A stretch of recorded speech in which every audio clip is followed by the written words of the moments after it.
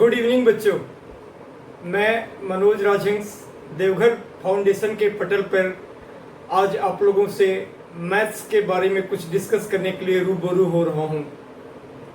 बच्चों, मैं सबसे पहले देवघर फाउंडेशन और श्री आनंद भगत जी और उनके टीम के बारे में दो शब्द जरूर कहना चाहूँगा, फिर हम अपने सब्जेक्ट मैटर पे आते हैं। देवघर फाउंडेशन एक बहुत ही चिर परिचित नाम। आज इसे सिर्फ देवघर ही नहीं, हमारे लोग जो देश विदेशों में भी रहते हैं वो वहाँ से जुड़कर इसका नाम काफ़ी प्रसिद्धि और काफ़ी ऊपर ले जा रहे हैं। श्री आनंद जी ने, जो हमारे प्रिय मित्र हैं, उन्होंने देवघर के एक से एक आर्ट और कलाकार को सामने लाकर उन लोगों को सबसे परिचित कराया और समाज को एक बहुत बड़ा योगदान दिया। अब वो एजुकेशन लाइन में, एजुकेशन के माध्यम से भी समाज को एक बड़ा योगदान देना चाह रहे हैं। हम लोग उनके साथ हैं। बच्चों, मैं मैथमेटिक्स का टीचर हूं और जैसा कि हम लोग जानते हैं कि मैथमेटिक्स भी एक लैंग्वेज है, जो लैंग्वेज हम लोग घर में पढ़ते हैं, बोलते हैं। इंग्लिश सीखते हैं, संस्कृत सीखते हैं, फ्रेंच, जर्मन, स्पेनिश वगैरह वगैरह। मैथमेटिक्स भी एक लैंग्वेज है। हमें हिंदी अच्छी लगती है। हम सबसे पहले अपनी भाषा से परिचित होते हैं, फिर हम हिंदी जानते हैं, फिर हमें इंग्लिश सिखलाया जाता है और इसके बाद बहुत आगे अगर हम थोड़ा बढ़ते हैं तो कंप्यूटर एजुकेशन में प्राइमरी क्लास से लेकर हम कंप्यूटर एजुकेशन में जाना चाहते हैं या फिर हम जानकारी रखते हैं आज के डेट में। लेकिन हम स्पेनिश नहीं जानते, हम इंग्लिश नहीं जानते। इसी तरह बचपन से ही हमें मैथमेटिक्स सिखलाया जाता है। मैथमेटिक्स, जैसा कि हम आज सभी जानते हैं, आज के समय में छोटे से छोटे दुकानदारी से लेकर बड़े से बड़े रिसर्च हर जगह उपयोग में लाया जाता है, हर जगह उपयोगी है। और जितना हम इसमें इंटरेस्ट रखेंगे उतना हम बेहतर कैरियर को संवार पाएंगे, अच्छा रिजल्ट कर पाएंगे और अच्छी उपलब्धियां हासिल कर पाएंगे। बहुत सारे बच्चे को इंग्लिश टफ लगता है, बहुत सारे बच्चे को मैथमेटिक्स टफ लगता है। तो टफ क्यों लगता है? क्योंकि उसका वे ऑफ टीचिंग सिस्टम हम पहले से उससे रूबरू नहीं होते या हमें नहीं कराया जाता है, तो वो चीज़ें हमें वहाँ से डिफिकल्ट लगना शुरू हो जाता है। हम लगातार प्रयास में नहीं होते हैं, इसीलिए वो चीज़ें हमें डिफिकल्ट लगता है। जो चीज़ें हम पढ़ेंगे नहीं तो जानेंगे कैसे? हम समझेंगे नहीं, हमें ढंग से समझाया नहीं जाएगा। हम किसी भी सब्जेक्ट मैटर के बारे में हमारे पेरेंट्स सबसे पहले हमको समझाते हैं, फिर हमारे स्कूल के गुरुजन सिखलाते हैं, फिर हम खुद मेहनत करते हैं और आगे फिर बड़े सीनियर लेवल के टीचर, प्रोफेसर और आगे। तो किसी भी चीज़ के बारे में हमें बेहतर तरीके से समझना चाहिए और मैं कहना यही चाहूँगा कि सबसे पहले हमें कंसेप्ट्स, एक वर्ड है concept, concept is power, concept fundamentals. अगर हमारा फंडामेंटल्स कंसेप्ट किसी भी चीज़ के बारे में क्लियर रहेगा तो उसके एप्लीकेशंस को यूज़ करने में हमें कभी डिफिकल्टी नहीं आएगी।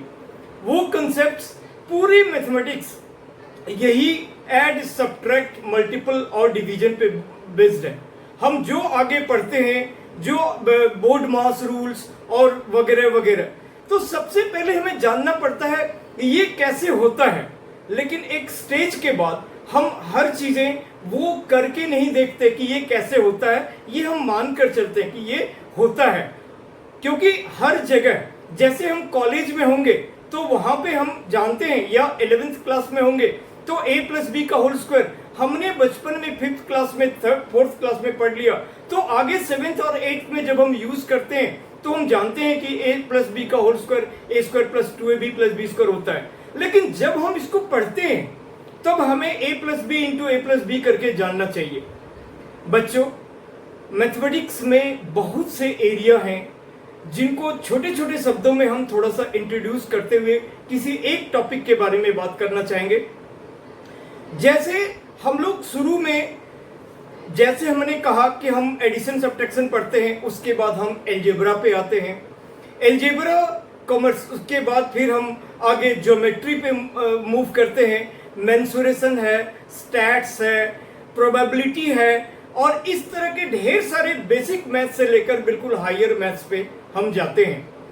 तो जैसे अलजेब्रा है तो हमें जानना चाहिए वेरिएबल, कांस्टेंट, और इसके दो टर्म्स हैं, तो पॉलिनोमियल किसको कहते हैं, जीरो पॉलिनोमियल, कांस्टेंट पॉलिनोमियल, उसके बाद जितने भी सारे टाइप्स के quadratic polynomial, cubic polynomial, biquadratic polynomial, इन सब चीज के बारे में हमें जानना चाहिए पहले। उसी तरह जो भी है हम डिवीजन करते हैं, हम HCF LCM सीखते हैं, हम different kinds of linear equations, उसको फॉर्मुलेशंस कैसे करते हैं, उसके वर्डिंग्स को, अगर हम क्वाड्रेटिक इक्वेशन के बारे में बात करते हैं तो उसके जो मेथड्स होते हैं, जितने भी मेथड्स, फैक्टराइजेशन मेथड्स है, इक्वेट, और उसके बाद हम क्वाड्रेटिक फार्मूला मेथड्स है, और ग्रुपिंग मेथड्स है, स्क्वायर मेथड के अकॉर्डिंग, तो डिफरेंट टाइप्स का मेंसुरेशन है, ज्योमेट्री है। तो हमें सबसे पहले लाइंस, एंगल्स, इनका ब्रीफ नॉलेज होना चाहिए। अगर इन सारे चीजों का कंसेप्ट में लूजली फॉल्स रहेगा, यानी कि हम ढंग से कंसेप्ट को नहीं समझेंगे, तो उसका एप्लीकेशन करना हमें बहुत डिफिकल्ट होगा। तो किसी भी चीज का, जैसे ज्योमेट्री की बात करते हैं तो वहां पे एंगल है, साइड्स है, शेप है, डिफरेंट टाइप का शेप है। हम लोग 2 डायमेंशनल शेप, 3 डायमेंशनल शेप, जो भी है, रेक्टेंगल है, सर्कल, स्क्वायर, और इसके बाद आगे हम लोग राइट सर्कुलर एंगल, और फिर ये कोन, ट्रेपी, जितने भी टाइप्स के 2 डायमेंशनल और 3 डायमेंशनल शेप हैं, वो हम लोग क्यूबॉइड, क्यूब, और ये फ्रस्टम्स, इन सारी चीजों के बारे में, सबका हम एरिया के बारे में जानते हैं, सबके पेरीमीटर के बारे में जानते हैं, एरिया भी फिर आगे चलकर total surface area, curved surface area. तो मैं कहना यही चाह रहा हूं कि ये सारी चीज का हमको बेस जानना होता है, चाहे वो सिंपल इंटरेस्ट हो, कंपाउंड इंटरेस्ट हो, चाहे वो रेशियो प्रोपोर्शन हो, डायरेक्ट इनडायरेक्ट वेरिएशन हो, जो हमने 7th 8th क्लास में पढ़ा। आगे 9th क्लास में नंबर सिस्टम है, रियल नंबर है, रैशनल नंबर है, पॉलिनोमियल है, यूक्लिड ज्योमेट्री है, जितने भी टाइप्स की चीजें हैं हम 10th क्लास में जो भी ये करते हैं, इन सारी चीजों के बारे में। जैसे स्टैट्स है, तो स्टैट्स है तो हमें जानना चाहिए data handling, mean, median, mode, ये सब क्या है, कहाँ यूज करते हैं, किस तरह के डेटा किसको कहते हैं, कितने टाइप के होते हैं, एंड सो ऑन। तो इन टोटलिटी हम जैसे ए फॉर एप्पल पढ़ते हैं, उसी तरह मैथमेटिक्स में हमें जो भी टॉपिक पढ़ें, उन टॉपिकों को गहराई से हमें जाना चाहिए और उसके फंडामेंटल्स, कंसेप्ट को समझना चाहिए। अगेन मैं वही कहूंगा, कंसेप्ट इज पावर, और उसके बाद ही हम उसको एप्लीकेशंस को यूज कर पाते हैं, और फिर उसको। तो ठीक है बच्चों, अब मैं अपने बारे में बताया और थोड़े से मैथमेटिक्स के इंटरेस्ट के बारे में बताया कि किसी भी काम को अगर हम इंटरेस्ट लेकर करेंगे तो हमें अच्छा लगेगा, हम उसमें टाइम डिवोट कर पाएंगे, हमें पढ़ना अच्छा लगेगा, समझना अच्छा लगेगा, और फिर हम उसमें अच्छा कर पाएंगे। और अगर किसी भी चीजों को बॉदर्ड वे में, अगर हम थोपने वाली भाषा जिसको कहते हैं, अगर वो करेंगे तो सिर्फ रटने और रटने से समझना, ये दोनों बड़ा फार डिफरेंस है। हम एक तरफ हम सिर्फ रट लेंगे और उसके बाद हम सोचेंगे कि हम सब कुछ सॉल्व कर पाए, बिल्कुल नामुमकिन है। अगर हम ढंग से समझते हैं तो आज के डेट में अलग अलग स्कूल्स अलग अलग बुक्स वगैरह को रेफर करते हैं, लेकिन एक अच्छे स्टूडेंट के लिए वो मायने नहीं रखता। एक अच्छे स्टूडेंट, चाहे वो CBSE बोर्ड से हो, IGCSE से हो, IB से हो, या फिर वो स्टेट से हो, कोई भी बोर्ड हो, और फिर कोई भी बुक्स हो, चाहे वो NCERT हो, एग्जाम्पलर हो, RS अग्रवाल हो, RD शर्मा हो, मंजीत सिंह हो, सैंपल पेपर हो, यूलाइक हो, और डिफरेंट टाइप के असाइनमेंट्स हो जो उनके स्कूलों में प्रोवाइड होते हैं। अगर हम कोई भी टॉपिक को अच्छे से पढ़ेंगे, उसके बेस को पढ़ेंगे, तो कतई उसमें डिफिकल्टीज नहीं आएगी। मैं एक टॉपिक पे डिस्कस करता हूं, उम्मीद है आप लोग को पसंद आएगा। और अगर किसी भी बच्चों को किसी भी तरह की डिफिकल्टी आती है तो आप लोग व्हाट्सएप पे मुझे इन्फॉर्म कर सकते हैं। मैं फर्दर मेरा क्लास होगा तो हम उन सारे चीज़ों को समराइज्ड वे में आप लोग के सामने फिर डिस्कस करूंगा। तो बच्चों, जैसे हमें मालूम है कि अभी अगस्त एंड हो गया, तो स्कूलों में जो सिलेबस डिजाइंड होता है वो अप्रैल से, अभी लॉकडाउन का पीरियड रहा, बहुत कोविड का पीरियड, हम सभी लोग बड़ा परेशान सा रहे, पढ़ाई लिखाई बहुत इफेक्ट किया, ढंग से पढ़ाई हुई नहीं स्कूल में, लेकिन फिर भी जहाँ तक पॉसिबिलिटी हो रही है वो लोग क्लास ले रहे हैं, चल रहा है। तो आज के अगस्त एंड के टाइम में स्कूलों का, तकरीबन स्कूलों का अब आगे हमारा फर्स्ट टर्म आ जाएगा, तो फर्स्ट टर्म के अकॉर्डिंग कैलकुलेशंस रहता है कि इन महीने में इतने सिलेबस कंप्लीट हो जाने चाहिए। तो अभी मोस्ट ऑफ द स्कूल में, आज मैं 10th क्लास के एक टॉपिक पे बात करता हूँ, फिर हो सका तो हम 9th का, 11th का, 12th का हम लोग अलग अलग टॉपिक्स पे अलग अलग क्लास में पूरी तरह से डिस्कस करेंगे। तो बच्चों, अगस्त एंड चल रहा है और तकरीबन अब अगले महीने में हर स्कूलों में फर्स्ट टर्म एग्जाम हो जाएगा। तो जैसे 10th क्लास में है real number, polynomial, linear equation in 2 variables, triangles, trigonometry और फिर स्टैटिस्टिक्स। तो ये जो चैप्टर्स है इसमें ट्रिगोनोमेट्री मैथमेटिक्स का एक बहुत बड़ा पार्ट है। जैसे कि मैंने कहा, मैथमेटिक्स में हम लोग बहुत सारे पार्ट पढ़ते हैं, एलजेब्रा पढ़ते हैं, कोऑर्डिनेट ज्योमेट्रीज और स्टैटिस्टिक्स, प्रोबेबिलिटी और ट्रिगोनोमेट्री, आगे चलकर हम लोग कैलकुलस पढ़ेंगे। तो ट्रिगोनोमेट्री बहुत सारे बच्चे को बहुत डिफिकल्ट लगता है। क्यों डिफिकल्ट लगेगा? मैंने फिर से शुरू से वही बातें कहा, अगर हम किसी भी डिफिकल्टीज को बेहतर तरीके से इंट्रोड्यूस करें, समझाएं, बताएं और हम इंटरेस्ट लेकर पढ़ें तो हमें कोई डिफिकल्टी नहीं लगेगी। ट्रिगोनोमेट्री मैथमेटिक्स का 2-3 चीजें हैं, ट्रिगोनोमेट्री, लॉगरिथम और कैलकुलस। आगे 11th में इंट्रोड्यूस हो जाएगा कैलकुलस और फिर 12th में बिल्कुल मतलब कि नियर अबाउट 50% पार्ट कैलकुलस का रहता है और आगे चलकर फिर ग्रेजुएशन और डिफरेंट और अलग अलग कॉम्पिटिटिव एग्जाम्स। तो ट्रिगोनोमेट्री से कई सारे कॉम्पिटिटिव एग्जाम्स में बहुत सारे नंबर ऑफ क्वेश्चंस आता है। और वैसे भी अगर आप स्कूल लेवल पे बात करो, चाहे वो कोई भी स्ट्रीम लो, ह्यूमैनिटीज, कॉमर्स, साइंस, इसमें ट्रिगोनोमेट्री एक बड़े पार्ट में है और इसके मार्किंग स्कीम भी बहुत ज्यादा रहता है। तो हम लोग बात करते हैं ट्रिगोनोमेट्री पे। एक सेकंड बच्चे, हम लोग ट्रिगोनोमेट्री ये मैथमेटिक्स का बहुत ही इंपॉर्टेंट पार्ट है और इसका एप्लीकेशंस कई सारी जगह में, कई रिसर्च वर्क में। और जब हम लोग कहते हैं कि प्लेन का हाइट, डिस्टेंस, डिफरेंट टाइप का जगह में हमें, अगर हम बहुत ऊंचाई पर हैं और थोड़ी डिस्टेंस पे कुछ सर्टेन डिग्री का एंगल बन रहा है और हम उसका मेजरमेंट करना चाहेंगे, उसका डिस्टेंस, उसकी हाइट, ये सब चीजें हम मेजर कर सकते हैं। प्लेन कितने हाइट पे उड़ रही है, किस स्पीड में उड़ रही है, और डिफरेंट साइंटिस्ट है, रिसर्चर है, तो इनको ये ट्रिगोनोमेट्री वो लोग बहुत यूज करते हैं। ट्रिगोनोमेट्री, लॉग और कैलकुलस बहुत इंपॉर्टेंट पार्ट है मैथमेटिक्स का। तो ये एक ग्रीक वर्ड है, ये ग्रीक वर्ड है और ये 3 वर्ड से बना हुआ है, ट्रीगोन और मेट्रोन। ये 3 वर्ड से बना हुआ है। ट्री का मतलब होता है 3 और इसका मतलब होता है साइड और इसका मतलब होता है मेजरमेंट।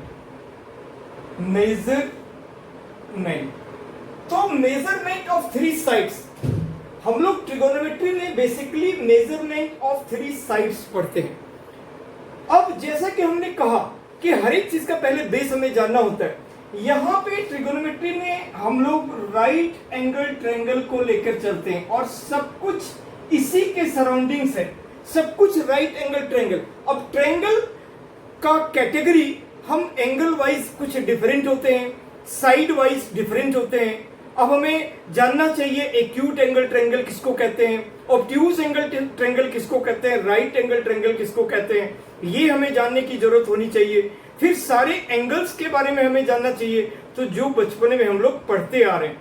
ठीक है, तो यहाँ पे हम लोग इसका कोई भी नाम किसी भी ए बी और सी ये हमारा 90 डिग्री है, राइट। अब कोई भी 90 डिग्री के सामने वाला जो साइड है उसको हाइपोटेनियस कहते हैं, हाइपोटेनियस कहते हैं।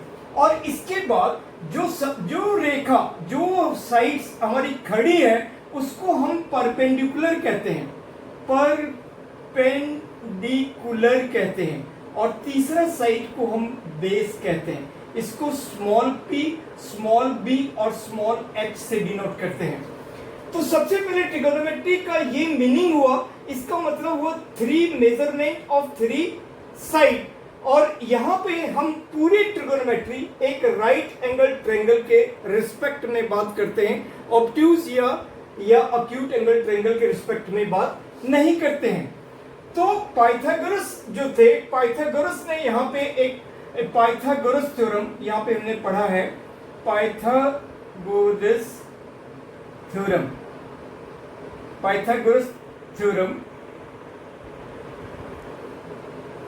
p square plus B square equal to H square, p square plus B square equal to H square, ये हमारा पाइथागोरस थ्योरम है, राइट। अब there are some trigonometrical ratio, तो how many? There are 6 trigonometrical ratio, there are 6। आप लोग अपने कॉपी पे या फिर अभी सुन लो, फिर बाद में उसको हम ट्रांसफर भी कर सकते हैं वीडियो को, फिर आप देखना। There are 6 trigonometrical ratio, they are sine, cos, tan, cot, sec and cosec. Every trigonometrical ratio are written with an angle. Without angle, it has no meaning. Every trigonometrical ratio has written with an angle. Without angle, it has no meaning. Only sign has no meaning. So, if we take this angle, suppose this angle, अगर मैं यहाँ पे बात करूँ तो ये sign A, अगर मैं बात करूँ साइन और A एंगल, एक चीज हमने देखा है बच्चों, जैसे अगर ये ए साइड ए एंगल है तो इसके सामने वाला साइड यहाँ पे अगर मैं अभी पीबीएच को अगर मिटा दूं, तो पीबीएच को भी मिटा दूं, अगर हमने देखा कि पीबीएच क्या था, तो जो एक बी एंगल पे अगर 90 डिग्री था तो उसके सबसे पहले वाला, उसके ठीक अपोजिट साइड वाले को हाइपोटेनियस कहते थे, और जिसपे वो साइड स्टैंड है वो परपेंडिकुलर हो गया और ये हमारा बेस हो गया, इसीलिए इसको PBH कहते हैं और p square plus B square equal to h square होता है। ये चीजें हमें जान लेना चाहिए। अब यहाँ पे अलग अलग नंबर्स आएगा, अलग अलग नंबर्स आएगा। हम लोग कुछ पाइथागोरस ट्रिपलेट जैसे 3 4 5 ये पाइथागोरस ट्रिपलेट है, 6 8 10 6 का स्क्वायर प्लस 8 का स्क्वायर इक्वल टू 10 का स्क्वायर, ठीक है। तो दो छोटे वाले साइड का स्क्वायर इक्वल टू बड़े वाले साइड का स्क्वायर होगा। इसमें हम कह सकते हैं AB का स्क्वायर प्लस BC का स्क्वायर इक्वल टू AC का स्क्वायर। अब ये हर केस में यही परपेंडिकुलर है, ऐसी बात नहीं है, और हर केस में ये बेस है, ये नहीं है। तो कौन से साइड परपेंडिकुलर होगा और कौन सा बेस होगा, ये उसके एंगल पे डिपेंड करता है। सबसे पहले मैं अगर ये एक बात करता हूं, अगर मैं इस एंगल का एक नाम दे देता हूं थीटा, तो ये कितना हो जाएगा? ये हो जाएगा 90 माइनस थीटा। अगर मैं इस एंगल को थीटा नाम देता हूं तो ये 90 माइनस थीटा होगा, क्योंकि हम जानते हैं कि जो sum of angles of a triangle is 180 degree, right. तो उस कंडीशन में अब अगर मैं इस एंगल के बारे में बात करता हूं, यानी एंगल ए के बारे में, एंगल ए के बारे में अगर बात करता हूं तो ये परपेंडिकुलर हो जाएगा। अगर हम ए के बारे में बात करें, if we talk about angle A, तो then BC is perpendicular, BC is perpendicular, और उस केस में जब ये परपेंडिकुलर हो जाएगा तो ये बेस हो जाएगा, तो AB हमारा बेस हो जाएगा, और ये तो हाइपोटेनियस ही रहेगा क्योंकि ऐसा है। और अगर मैं इस एंगल के बारे में बात करूं, इस एंगल के बारे में कहूं, साइन या कॉस सी वगैरह वगैरह, कुछ भी साइन कॉस टेन, कुछ भी, हम सी एंगल के बारे में बात कर रहे हैं, तो उस कंडीशन में AB परपेंडिकुलर हो जाएगा। तो उस कंडीशन में ए बी हमारा परपेंडिकुलर हो जाएगा। तो वो बेसिकली वो डिपेंड करता है, और बीसी हमारा बेस हो जाएगा।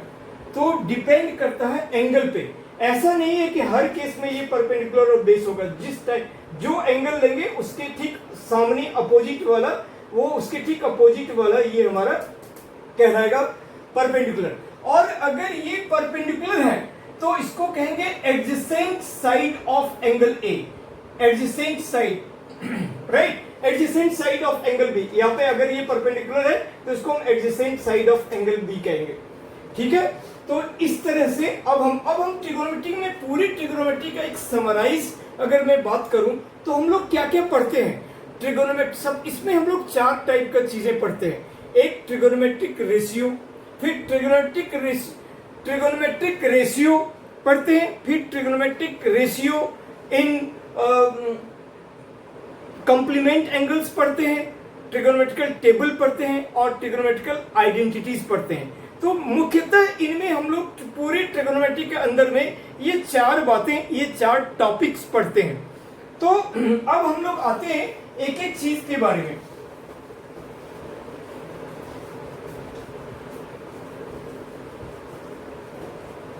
जैसे हमें पाइथागोरस थ्योरम हमें यूज करना है, तो 10th क्लास के बच्चे को जैसे स्क्वायर और स्क्वायर रूट, क्यूब और क्यूब रूट, तो 1 to 30 तक का स्क्वायर हमें मालूम होना चाहिए, 1 to 10 तक का क्यूब हमें मालूम होना चाहिए। और स्क्वायर अगर हमें मालूम चलेगा तो स्क्वायर रूट भी ऑब्वियस है, पता चल जाएगा। मान लेते हैं 5 का स्क्वायर 25 है, इसीलिए 25 का स्क्वायर रूट 5 हो गया। अब स्क्वायर रूट निकालने के लिए हमने 8th क्लास में prime factorisation method, long division method, different method से हमने स्क्वायर रूट निकाला हुआ है। तो कम से कम बच्चे को 2 to 30 तक का स्क्वायर जानना चाहिए, और फिर उसी का स्क्वायर रूट हो गया। और उसी तरह 1 से 10 तक का क्यूब जानना चाहिए, फिर क्यूब रूट हो गया। तो ये हम सबसे पहले बेसिक बातें पढ़े थे। अब कोई भी एंगल, अगर हमने एंगल ले लिया थीटा, अगर हमने इसको ए लिया, इसको बी लिया, इसको सी लिया, अगर ये बात कर रहे हैं साइन बी, सपोज हम इस एंगल, इस एक्यूट, ये दोनों ही एंगल एक्यूट एंगल होंगे। तो अगर हमने ये बी लिया तो साइन बी, अब इसका नाम अगर हम दे देते हैं थीटा। ये थीटा क्या है? थीटा एक एंगल है। ये एंगल हम लोग कुछ भी लेते हैं, मैंने जैसे कहा कि एंगल में भी एनीथिंग, जनरली हम लोग angle theta, a, x, degree, radian, हम रेडियन भी आगे चलकर पढ़ेंगे। उसके बाद alpha, beta, kappa, psi, phi, lambda, कोई भी हम लोग एंगल लेते हैं। तो इन जनरल इसमें ये सारे का मीनिंग सेम है। तो अगर हम कोई भी चीज सपोज करते हैं कि हमने इसको थीटा एंगल नाम दे दिया, तो एक चीज है, एक पी बी एच के बीच का एक रिलेशन है। पंडित बद्री प्रसाद, ऐसे आप लिखो तो ज्यादा बेटर है। पंडित बद्री प्रसाद हर हर बोल सोना चांदी तोल, ये एक सिनोनिम्स है। तो यहां से हम साइन कॉस टेन, अब यहां से फॉर्मूला स्टार्ट हो जाता है। तो यहां पे जैसे हमने थीटा एंगल दिया, तो sine theta equal to P by H, cos theta equal to B by H, और tan theta equal to P by B, tan theta equal to P by B. इसका ठीक रेसिप्रोकल, ये P by H हम लोग capital लिखे, small लिखे, that doesn't matter. तो यहां पे साइन कॉस टेन हो गया। अब इसका reciprocal cot theta equal to हो गया बी बाय पी, और फिर सेक थीटा इक्वल टू हो गया एच बाय बी, और कॉसेक थीटा इक्वल टू हो गया एच बाय पी। तो ये चीजें हम कैपिटल लिख रहे हैं। अभी आप इसको स्मॉल लिखो, क्योंकि हमने पहले के जो एग्जांपल दिए थे उनमें हमने स्मॉल एच, पी और बी लिखा था। हमने इसका नाम स्मॉल एच और ये स्मॉल p और स्मॉल b लिखा था, और इसी से हम लोग इन जनरल डिनोट करते हैं। तो यहाँ पर भी आप स्मॉल का ये यूज कर सकते हो, वो नेसेसरी नहीं है कि आप कैपिटल लिखो स्मॉल लिखो, वो कोई मैटर नहीं करता है। तो इसका मतलब ये एक फॉर्मूला हो गया। फिर इसी से हमारा क्या निकला, इसी से हमारा कुछ आइडेंटिटीज ऐसे निकल गए कि साइन थीटा और कोसेक थीटा एक दूसरे का रेसिप्रोकल होता है। तो हम कह सकते हैं कि sine theta equal to 1 upon cosec theta.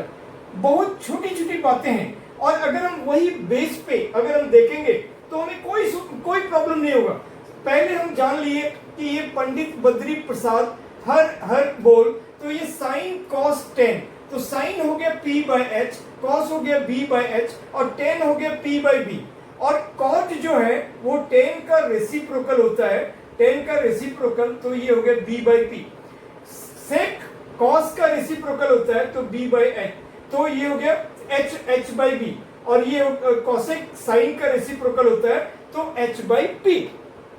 अब मैंने अभी कहा कि साइन थीटा का रेसिप्रोकल कोसेक थीटा होता है, तो sine theta equal to 1 by cosec theta. इसी तरह से cos theta equal to 1 by sec theta, और फिर tan theta equal to 1 by cot theta, और फिर इसी तरह यहाँ पे cot theta equal to 1 by tan theta, और फिर यहाँ पे sec theta equal to 1 by cos theta, और cosec theta equal to 1 by sine theta. ये चीज होता है। फिर tan theta equal to sine theta upon cos theta भी होता है, sine theta upon cos theta, और cot theta equal to cos theta upon sine theta भी होता है, cos theta upon sine theta भी होता है, राइट। तो ये अभी हमारा सबसे पहला एक्सरसाइज जो है 8.1 है एनसीईआरटी में, तो उसमें यही चीजें, यही कंसेप्ट अप्लाई होने हैं, राइट। इसके बाद अब हम थोड़े से और आइडेंटिटी, जो ट्रिगोनोमेट्रिक आइडेंटिटी है, वैसे तो वो लास्ट एक्सरसाइज है, बट हम थोड़ा इंट्रोड्यूस हो जाते हैं कि कितनी आइडेंटिटी। पहले आपको एक आइडिया होना चाहिए कि हम जो काम कर रहे हैं तो उसमें हमें कितना इनपुट्स लगाना चाहिए, क्या क्या चीजें हमें जानकारी रखनी चाहिए। तो उस कंडीशन में अब हम पहले आपको ट्रिगोनोमेट्रिक आइडेंटिटी के बारे में बताता हूं। तो हमने देख लिया, हम कह सकते हैं कि sine theta into cosec theta, sine theta into cosec theta equal to 1 हो जाएगा, क्योंकि साइन थीटा इसको 1 बाय साइन थीटा कर देंगे तो वो कट जाएगा, तो 1 हो जाएगा। Similarly cos theta into sec theta equal to 1 हो जाएगा, और tan theta into cot theta equal to 1 हो जाएगा। इसके बाद अब हम 3 पेरेंट फॉर्मूला का यूज करते हैं। जितने फॉर्मूला और जो टेबल्स में अभी बताने वाला हूं आज के सेशन में, the whole trigonometry of class 10 is solved on based of this. बस अगर आप इतना चीजें जो बेसिक से लेकर मैंने बताया वो चीजें को के कंसेप्ट को आप समझ लोगे तो पूरा ट्रिगोनोमेट्री यहीं से सॉल्व होना है, बस नथिंग बियॉन्ड दैट। तो ये चीजें हो गया। इसके बाद अब हम 3 पेरेंट फॉर्मूला के बारे में लेते हैं। Sine square theta plus cos square theta equal to 1, और फिर हम नेक्स्ट होता है sec square theta minus tan square theta equal to 1, और cosec square theta minus cot square theta equal to 1। Basically यही 3 पेरेंट फॉर्मूला है।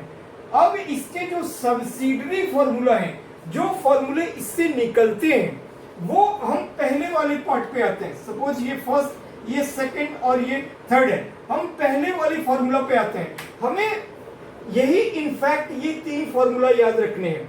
अब आगे जब हम टॉपिक्स को एंड मोड में ले जाएंगे, एक ही दिन में पूरा कंप्लीट पॉसिबल नहीं है, और वो चीजें जो अभी मैं कहना चाह रहा हूं कि मैक्सिमम वैल्यू और मिनिमम वैल्यू हर एक साइन का, कॉस, टेन, कॉट, सेक, कोसेक का अपना एक मिनिमम वैल्यू होता है और एक मैक्सिमम वैल्यू होता है। तो वो चीजें भी हम कभी फर्दर क्लासेस में डिस्कस करेंगे। फिलहाल अभी हम क्लास 10th को फोकस करते हुए जो चीजें अभी है 11th क्लास में 12th क्लास में मिनिमम और मैक्सिमम वैल्यू और कॉम्पिटिशन्स वगैरह में पूछे जाते हैं, 10th क्लास में रेयरली नहीं आते हैं। तो sine square theta plus cos square theta equal to 1। अब यहां से हमारा क्या बन गया, यहां से बन गया sine square theta equal to 1 minus cos square theta, और इसी से sine theta equal to under root 1 minus cos square theta. इस तरह से ये स्क्वायर उधर जाकर अंडर रूट हो गया। फिर similarly cos square theta equal to 1 minus sine square theta, और इससे हमारा cos theta equal to under root 1 minus sine square theta. ये चीजें बन गया। तो यहां से हम ये चार चीज भी निकला, राइट। अब हम आते हैं इससे सेकंड वाले पार्ट से हम कह सकते हैं कि sec square theta equal to 1 plus tan square theta, वो उधर चले जाएगा। तो और sec theta equal to under root of 1 plus tan square theta, और इसी तरह से फिर अगर ये उधर चला जाएगा तो tan square theta equal to sec square theta minus 1, और फिर tan theta equal to under root sec square theta minus 1। और फिर तीसरा फॉर्मूला जो थर्ड फॉर्मूला है वो यहां से सिमिलरली इसकी तरह ही cosec square theta equal to 1 plus cot square theta, 1 plus cot square theta, और फिर cosec theta equal to under root 1 plus cot square theta, 1 plus cot square theta, और फिर इसी तरह से कॉट स्क्वायर थीटा अगर उधर चला जाएगा तो cot square theta equal to cosec square theta minus 1, और cot theta equal to under root cosec square theta minus 1। तो बेसिकली हम यही फॉर्मूला यूज करते हैं। इसके बाद ट्रिग्नोमेट्रिक रेशियो इन कंप्लीमेंट एंगल्स भी थोड़ा सा कुछ फॉर्मूला है, वो भी मैं आपको बता देता हूं अभी। फिर ट्रिग्नोमेट्रिकल टेबल के बारे में, बस वहीं पे एंड हो जाएगा ये चीजें। इतना ही आइडेंटिटी हम लोग यूज करते हैं। बच्चों इसको नोट डाउन कर लेना, या फिर मैं वीडियो उसको भेज दूंगा पेज पे।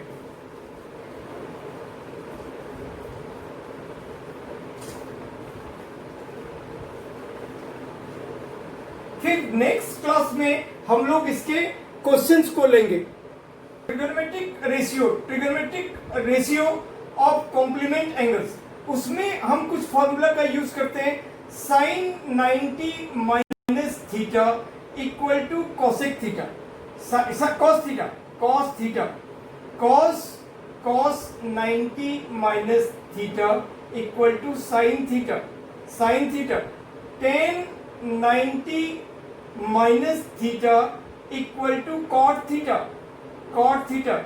Cot 90 minus theta equal to tan theta, और sec 90 minus theta equal to cosec theta, और cosec 90 minus theta equal to sec theta. अब ये 90 माइनस थीटा है, तो इसमें और क्या क्या कैटेगरी होते हैं उन चीजों के बारे में बस थोड़ा सा मैं बता देता हूं। और उसके बाद ये वैसे तो क्लास 11th में ये पढ़ने का है, और जो हम थीटा लेते हैं वो डिग्री, हम लोग अभी बेसिकली डिग्री में ले रहे हैं। एंगल को जो मेजर करते हैं वो डिग्री और रेडियन। एंगल का जो मेजरमेंट है वो हम दो तरीके से करते हैं, बेसिकली डिग्री में करते हैं और रेडियन में करते हैं। रेडियन जिनमें पाई, वो फिर 11th क्लास में है। तो जैसे 180 degree equal to pi radian होता है, और फिर 1 डिग्री में पाई अपॉन 180 रेडियन हो जाएगा। सिमिलरली पाई रेडियन में 180 डिग्री होता है, 180 डिग्री, तो 1 रेडियन में 180/π हो जाएगा। और इस तरह से कोई सा भी डिग्री, चाहे वो 30 डिग्री हो, चाहे 37 डिग्री हो, चाहे 73 डिग्री हो, हम कोई सा भी डिग्री को रेडियन में और कोई सा भी रेडियन को हम डिग्री में कन्वर्ट कर सकते हैं एक दूसरे में। जैसे मनी है तो हम कहीं उसको रुपया कहते हैं, कहीं उसको पाउंड्स, तो डॉलर और यूरो, अलग अलग चीजें ये करते हैं। उसी तरह से एंगल को हम यहाँ पे हम डिग्री और रेडियन दोनों में मेजर करते हैं और ये उसका रिलेशनशिप होता है। अब मैं बात कर रहा था थोड़ा कॉम्प्लीमेंट्री एंगल का, तो जैसे मैंने 90 माइनस थीटा के बारे में बात किया, तो यहाँ पे ये जो चीजें हैं कोऑर्डिनेट ज्योमेट्री में या इसको ग्राफ में लीनियर इक्वेशन में जो ग्राफिक मेथड है वहां पे हमने ग्राफ के रिस्पेक्ट में देखा, और पहले भी क्लास 7th 8th वगैरह में भी 8th में भी देखा। ये हमारा फर्स्ट क्वाड्रेंट है, ये हमारा सेकंड क्वाड्रेंट है, ये थर्ड क्वाड्रेंट है और ये फोर्थ क्वाड्रेंट है। ये 0 डिग्री है और 360 डिग्री है, ये 90 डिग्री है और ये 180 डिग्री है और ये 270 डिग्री है। तो इस तरह से हम लोग अभी यहाँ पे सिर्फ फर्स्ट क्वाड्रेंट को पढ़ते हैं। जो 10th क्लास में है वो सिर्फ हम फर्स्ट क्वाड्रेंट को पढ़ते हैं, और आगे 11th क्लास में और फर्दर हम कोई सा भी चारों क्वाड्रेंट के बारे में पढ़ते हैं। और चारों क्वाड्रेंट के अलावे भी हम कितना भी डिग्री, चाहे वो डिग्री थाउजेंड्स में हो, लैक्स में हो, करोड़्स में हो, हम लोग कोई सा भी डिग्री का वैल्यू निकाल पाते हैं। तो यहाँ बच्चों हम देखते हैं कि ये फर्स्ट क्वाड्रेंट को हम क्या कहते हैं, तो इसको हम लोग 0 प्लस थीटा भी कहते हैं, या 3 इसको हम कहते हैं 0। एक तरह से यहाँ पे ऐसे देखो, इसको हम 90 माइनस थीटा भी कहते हैं, 90 माइनस थीटा भी कहते हैं, और 360 प्लस थीटा कहते हैं। इसको 90 माइनस थीटा और 360 प्लस थीटा कहते हैं। इसको हम लोग 90 प्लस थीटा और फिर 180 माइनस थीटा, 180 माइनस थीटा। इस क्वाड्रेंट में हम लोग 180 प्लस थीटा और 270 माइनस थीटा, और इसको हम लोग 270 प्लस थीटा और 360 माइनस थीटा भी कहते हैं। और इन सभी में जैसे हमने साइन से लेकर कोसेक का सिर्फ 90 माइनस थीटा का फॉर्मूला पढ़ा, ये चीजें, तो हम लोग ये भी फॉर्मूला पढ़ेंगे, तो इसके भी 6 हो जाएंगे, इसके भी 6 होंगे, इसके भी 6 होंगे, तो हर ग्रुप में 12 हो जाएंगे, 12 12 12 और 12। तो क्या ये 48 फॉर्मूला जो बनेगा, क्या हमें इतना रटना पड़ेगा? नहीं, ये बहुत 2 मिनट का काम है, जो 2 मिनट का काम है। और जब मैं फर्दर क्लास में ये करूंगा तो वो भी बता दूंगा कि ये कैसे वर्क करता है, इसकी फंक्शनैलिटी कैसे होती है, कैसे इसका होता है। तो अभी हम लोग 10th क्लास में सिर्फ इसको पढ़ते हैं, यही चीज है 90 माइनस थीटा का। और 90 माइनस थीटा का जो फॉर्मूला है वो हम लोग देख रहे हैं, ये चीजें होता है। इससे रिलेटेड एक और चीजें मैं थोड़ा सा बताता हूं कि ये जो फर्स्ट क्वाड्रेंट में सारे ट्रिगोनोमेट्रिक रेशियो पॉजिटिव होते हैं, सारे। जब हम ट्रिगोनोमेट्रिक टेबल के बारे में बात करेंगे तो उसमें जो भी एंगल्स बात करेंगे, जो भी उसमें सारे साइन, कॉस, टेन, कॉट, सेक, कॉसेक का 90 माइनस थीटा मतलब 90 तक जो वैल्यूज होंगे सारे वैल्यू पॉजिटिव वैल्यू होंगे। और इसमें साइन एंड कॉसेक ये हमारा पॉजिटिव होगा, और इसमें हमारा टेन एंड कॉट ये पॉजिटिव होगा, और इसमें हमारा कॉस एंड सेक ये पॉजिटिव होगा। तो बाकी जिनमें मैंने 2 लिखा तो बाकी के 4 नेगेटिव होंगे। तो थोड़ा सा मैं हायर एंड में भी चला जाता हूं। तो बच्चों, पढ़ने के टाइम में हम एक बेसिक फंडामेंटल से स्टार्ट करके हमारी कोशिश रहनी चाहिए कि हम जितना अपर एंड को टच कर सके, पिक कर सके, और टीचर्स को भी क्लास में बच्चों को कंफ्यूज ना करते हुए मैक्स टू मैक्स जानकारी देनी चाहिए बच्चों, क्योंकि बहुत सारे बच्चे काफ़ी इंटेलिजेंट भी होते हैं, और आज के डेट में बच्चे बहुत ही स्मार्ट हैं, बहुत ही इंटेलिजेंट हैं। तो उनको उसको मैक्सिमम फिट कराना चाहिए कि हम तुम्हें इतना सपोर्ट करके एक पॉइंट तक पहुंचा देंगे कि तुम बगैर मेरे भी अपने आप भी काफी हद तक अपने आप में प्रिपेयर रहोगे क्वेश्चन को सॉल्व करने में। और मैं चाहूंगा कि उसके बाद नेक्स्ट जब भी हमारा मीटिंग्स होती है तो तुम उस पॉइंट पे रहो कि तुम एक बोलो कि मुझे ये डिफिकल्टीज है, ना कि मुझे हर स्टेज हर सीढ़ियां चढ़ना पड़े। तो वो मोमेंट नहीं हो पाता है। वो मोमेंट आप घर में आपको खुद करने हैं और 6 महीने आपके टाइम स्पेंड हो चुके हैं। आपके पास टाइम का बहुत शॉर्टेज है। अगर आप सही तरीके से सोचकर देखोगे तो आपको लगेगा कि नई शिक्षा नीति आ रही है, सिलेबस कट हो गया। अगर इस तरह के पॉइंट ऑफ व्यू अगर थिंकिंग रहेगा कि सिलेबस कट हो गया, कोई बात नहीं, एमसीक्यू है, दोस्त से पूछ लेंगे अलग अलग चैनल्स पे, और अगर फोन करके अपने कंसर्न टीचर से पूछ लेंगे, तो लाइफ में फिर कुछ नहीं कर पाओगे। बस ये पूछ लेंगे, कर लेंगे, पढ़ लेंगे, यूट्यूब देख लेंगे, में ही सब कुछ रह जाएगा, आप कुछ नहीं कर पाओगे। इसीलिए हमें बारीकी से, चाहे वो कोई सा भी सब्जेक्ट हो, चाहे वो मैथ हो, साइंस हो, एसएसटी हो, इंग्लिश हो, और आगे चलकर अकाउंट्स हो, इको हो, बीएसटी हो, हमें बेहतर तरीके से उसका नॉलेज रखना चाहिए। उसके बाद मैंने कहा कि फिर बुक्स कोई हो, कोई प्रॉब्लम नहीं है, हम कहीं से भी सारे क्वेश्चन सॉल्व कर सकते हैं। तो बताते बताते हम कई बार क्या होता है, जैसे एनसीईआरटी में ये सब चीजें इंट्रोड्यूस नहीं है, लेकिन आरएस अग्रवाल में या आप हायर एंड में आरडी शर्मा में या कोई और भी अदर राइटर में आप देखते हो कि ये सब चीजें हैं। आपको लगेगा सर ने तो मेरे साथ क्यों डिस्कस किया ही नहीं, वो तो बताया ही नहीं कि वो रीडिंग वगैरह और समथिंग लाइक दैट ऐसे करके, तो क्यों ना मैं आपको पूरी बातें पहले ही बता दूं। तो मैं कह रहा हूं कि ये सारी चीजें चारों करने के बाद भी हमें और एक चीज जानना होता है, मैक्सिमम वैल्यू, मिनिमम वैल्यू, और उसके बाद एक अलग टॉपिक है हाइट एंड डिस्टेंस, जिसमें हम angle of elevation, angle of deviation वगैरह ये सब चीजें के बारे में हम लोग देखते हैं, और कोई भी डिस्टेंस, कोई भी एंगल, किसी भी सिचुएशंस में हम उसको निकाल लेते हैं। तो एनीवे बच्चों, ये हमारा ऐसे हो गया tan cot, ये पॉजिटिव, और इस तरह से ये चीजें हो गए। अब मैं मिटा रहा हूं, वीडियो आपके पास मिलेगा। तो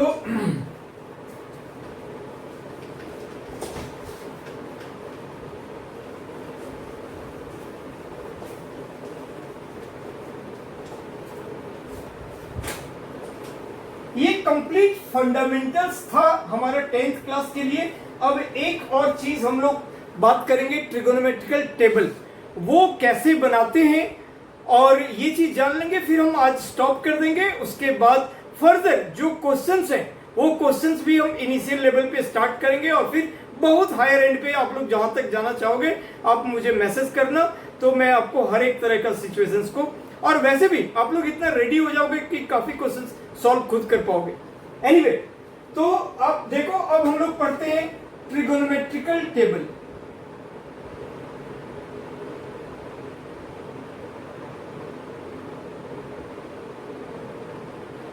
फिर सबसे पहले थोड़ा सा मैं आपको ये बता दूं कि जैसे ट्रिगोनोमेट्रिकल टेबल में हम लोग फर्स्ट क्वाड्रेंट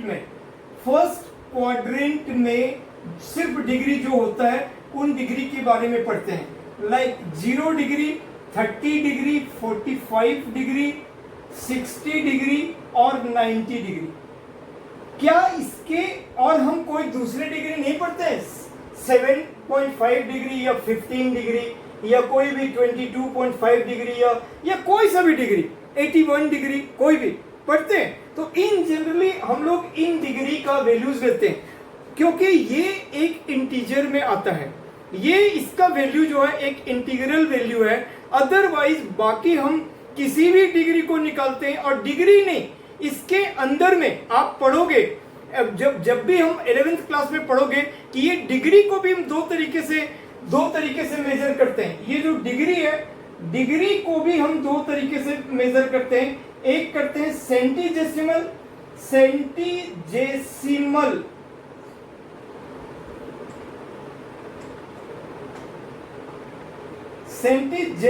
सिस्टम, और एक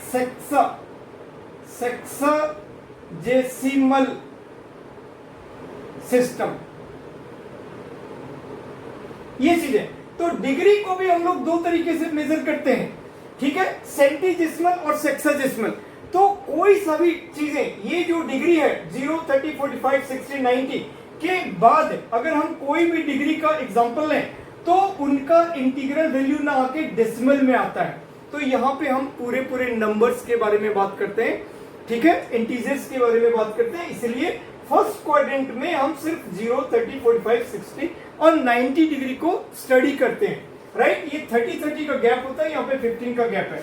सेकेंड क्वाड्रेंट के बारे में अगर मैं बात करूं, सेकेंड क्वाड्रेंट में तो ये यहाँ पे 120, 150 और 180 को भी हम सेकेंड को, जैसे फर्स्ट क्वाड्रेंट में हम 90 को कंसीडर करते हैं, ठीक है। तो 90 जबकि वो परपेंडिकुलर है फिर भी उसको हम फर्स्ट क्वाड्रेंट में ही लेते हैं। उसी तरह सेकेंड क्वाड्रेंट में 120, 150 और 180 को लेते हैं। थर्ड क्वाड्रेंट में हम लोग 210, 240 और 270 को लेते हैं। और फोर्थ क्वाड्रेंट में हम लोग 300 और 330 और 360। तो ये हम लोग फोर्थ क्वाड्रेंट, ये सारा डिग्री है, राइट। तो इनको हम लोग रेडियन में भी कन्वर्ट कर सकते हैं। फिर से मेरा यही कहना है कि 10th क्लास में रेडियन में कन्वर्ट करना नहीं है, वो है 11th क्लास में। बट आप जब इस जगह हो और थोड़ा सा 2 मिनट के लिए जान लोगे तो उसमें कोई दिक्कत नहीं है। कोई ज्यादा चीज जानने में कोई कम नहीं जानना चाहिए। थोड़ा सा अगर हम जान लिए मोर तो उसमें कोई बुराई नहीं है। वो आप हायर लेवल के बुक्स पढ़ोगे तो आपको वहां पे कई जगह दिख भी जाएगा, मिल भी जाएगा। और आजकल तो क्वेश्चन भी स्टैंडर्ड काफी अच्छा कर दिया है, तो उन क्वेश्चनों में कहीं कहीं आ सकता है। इसीलिए आप इसको देखो, अगर मैं इसको रेडियन में कन्वर्ट करूं, ये डिग्री में है तो ये रेडियन में कन्वर्ट होके क्या बनेगा, तो ये 0 डिग्री का 0 रेडियन ही बनेगा, राइट। ये π/6 बनेगा, π/6, ये π/4 और ये π/3 और ये π/2। कैसे? क्योंकि हमने बताया था कि 180 डिग्री जब हम कहते हैं कि 7 पेन को हम 35 रुपीज में लिए तो 13 पेन को कितने मिलेंगे, तो बाय यूनिटरी मेथड, जिसको एटिक नियम हम लोग कहते थे बचपन में, तो यूनिटरी मेथड से हम लोग 1 का वैल्यू जान लेते हैं और 1 का जानने के बाद हम कितने को भी हम मल्टीप्लाई कर लेते हैं। 1 पेन का कॉस्ट हम जान लिए, फिर 13 पेन का कॉस्ट जान लेंगे। तो देन बच्चों, इस फर्स्ट क्वाड्रेंट को जब हम बदलते हैं रेडियन में तो ये 0, ये π/6, ये π/4, ये π/3 और ये π/2। कैसे हुआ, तो मैंने जो कहा था कि 180 degree equal to pi radian, therefore 1 degree equal to π/180 radian. अब अगर हमको 30 डिग्री करना है तो इंटू 30 कर देंगे, क्योंकि 1 डिग्री का वैल्यू हम जान रहे हैं, π/180 इंटू 30, तो वो कट गया तो π/6 हो जाएगा, राइट। तो यही π/6। इसी तरह 45 करना है तो 45/180, तो वो हो जाएगा हमारा π/4 एंड सो ऑन। इसी तरह से अगर हम 180 करेंगे तो 2π/3 और ये हो जाएगा 5π/6 और ये हो जाएगा पाई, 5π/6 और ये हो जाएगा पाई। अब ये हो जाएगा 7π/6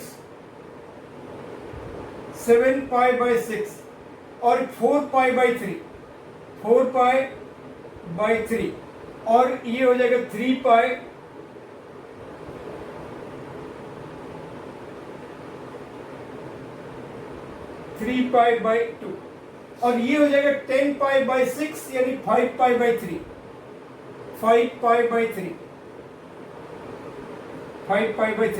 और ये 11π/6 और ये 2π। तो इस तरह से हम लोग सारे क्वाड्रेंट वाले डिग्रीज को जनरली हम यहीं पे करते हैं। वैसे निकालने को जैसे मैंने कहा 360 से भी ज्यादा डिग्री रहेगा, थाउजेंड्स में भी रहेगा, लैक्स में भी रहेगा, करोड़ में भी रहेगा, तब भी हम उसको निकाल सकते हैं। 360 प्लस थीटा और 180 plus theta, 180 minus theta, 360 plus theta, 360 minus theta, 270 plus theta, 270 minus theta के हेल्प से हम लोग कोई सा भी डिग्री निकाल लेते हैं। एनीवे, तो ये हम फोर्थ क्वाड्रेंट तक का जो भी डिग्री और रेडियन में हमने ये चीजें वैल्यू देखा। अब इसके अलावे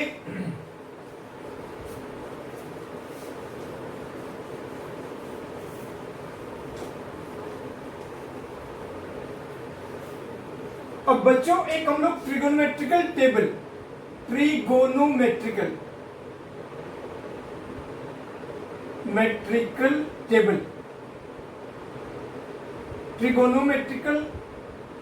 टेबल पढ़ते हैं, राइट।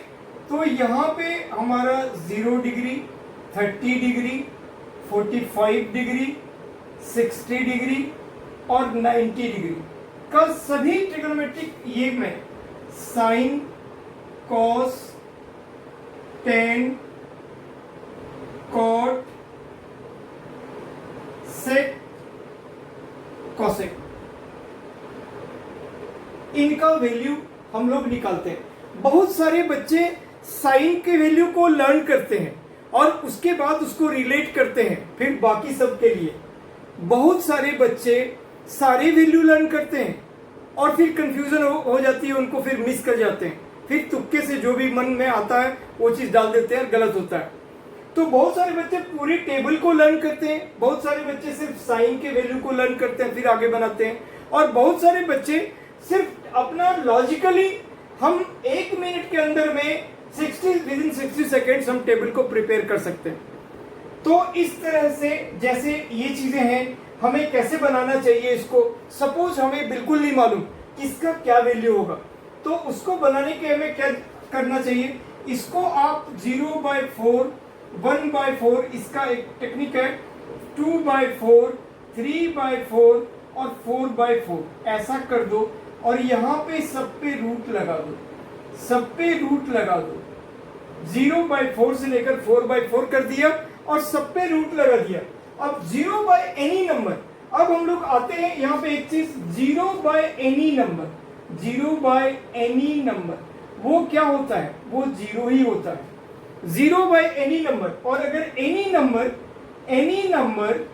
बाय 0 वो हमारे नॉट डिफाइंड, जिसको इंफिनिटी भी कहते हैं और एनडी नॉट डिफाइंड ऐसा भी कहते हैं, राइट। तो 0/4 मतलब 0, और 0 का रूट 0 ही हो गया।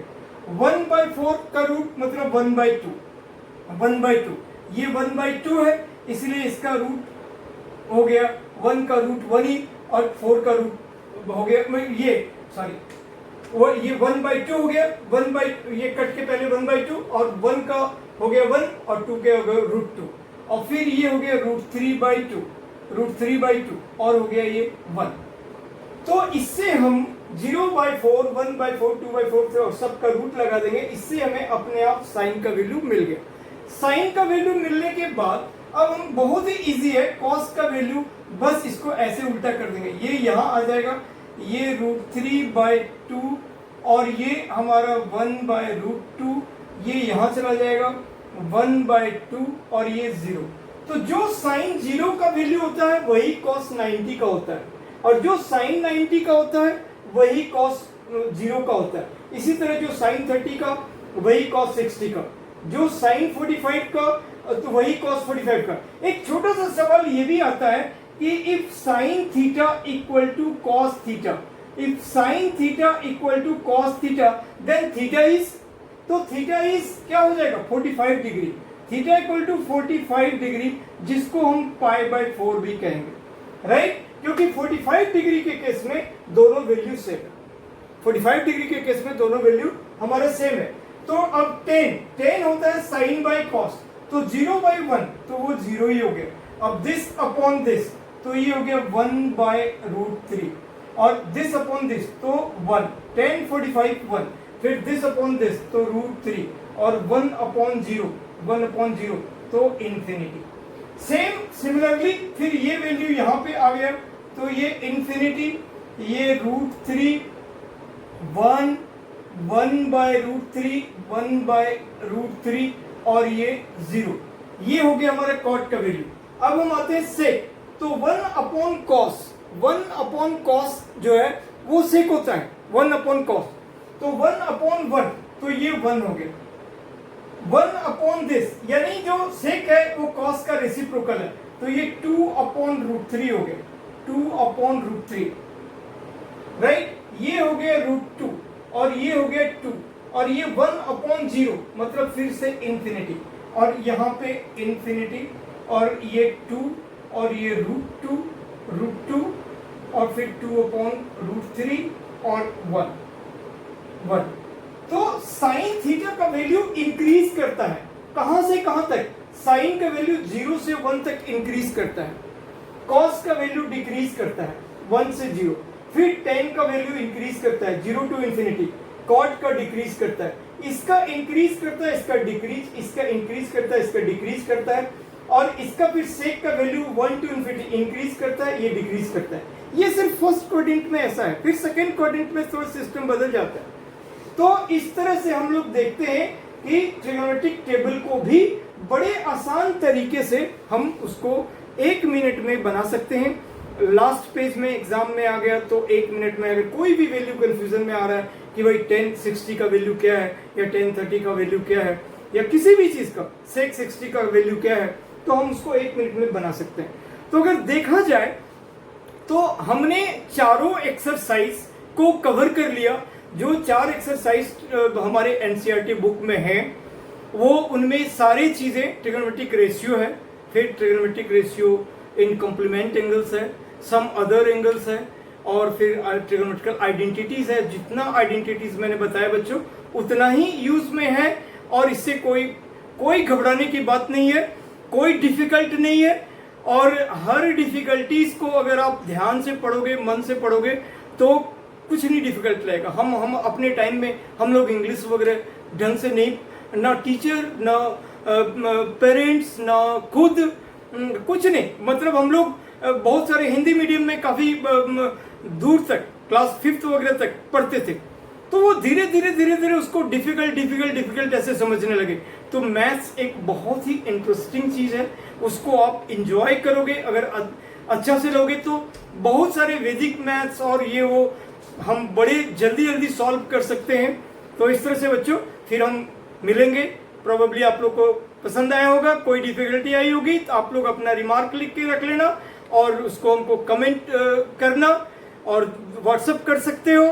तो सब बच्चों का व्हाट्सअप देखते हुए जब फर्दर हमारा क्लासेस होते हैं तो हम आगे के क्लासों में सवाल को लेंगे और सवाल को लेते हुए और फिर मैं सारी डिफिकल्टी को भी बता दूंगा।